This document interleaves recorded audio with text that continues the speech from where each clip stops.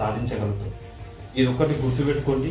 ఏ పనైనా సరే, నువ్వు డబ్బులు సంపాదించుకోవాలనుకుంటున్నావా, ఏ పనైనా పక్కనున్నాడు అదంటున్నాడు ఇదంటున్నాడు ఎదురింటాడు ఈ పని చేస్తున్నాడు వాడు సాఫ్ట్వేర్ వీడు ఇది డాక్టర్, సో నేను ఏం చేయలేకపోతున్నా అని పక్కన పెట్టేసాయి.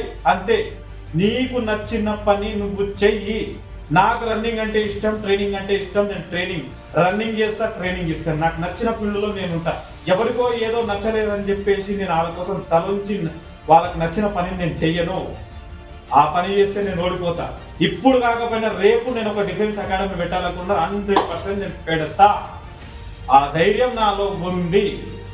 సో మీరు కూడా ఆ ధైర్యాన్ని కోల్పోకుండా మీ పనిని మీరు ఒకే పనిని పట్టుకొని పట్టుదలతో చేసినప్పుడే మీరు 100% సక్సెస్ కాగలుగుతారు. నేను చెప్పేది ఇది ఒకటి, అర్థమవుతుందా?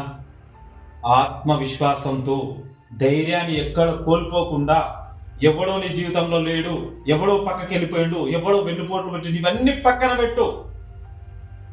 నిన్ను నువ్వు నమ్ముకో.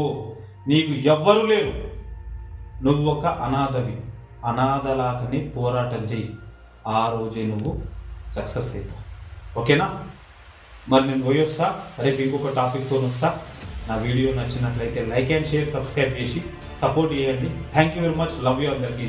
జై జవాన్, జై కిసాన్.